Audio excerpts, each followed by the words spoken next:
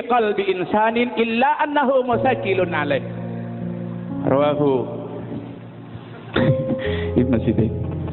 Itu pasti benar karena gue ngarang-ngarang sih bener, masih salah deh bagi sampean. Dan dapat dibuktikan dan disurvei. Bila orang ireh takabur masih berak.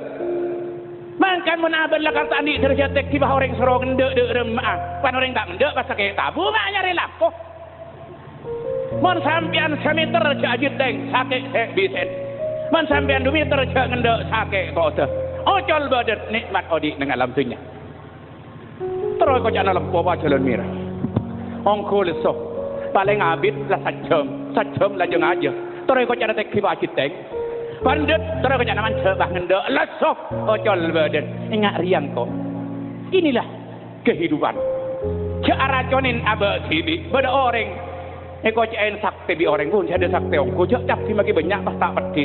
Jarang orang alam kan bapak arak kau kada sabar kem. Kapan tak ada orang kemin panas aseksa. Dalam orang kau tanda kau aja mbah tak ngakan ongko. Kau tak kerana kau aja mu teh jadi ya. Teh ngakan ongko ngakan kau gereng tom bos. Cuma nyari lako. Pak lah hujan kakan tak anda je kakan nikmat dalam kehidupan. Ma min kibarin awhasadin fi qalbi insanin illa annahu musakkilun alaih.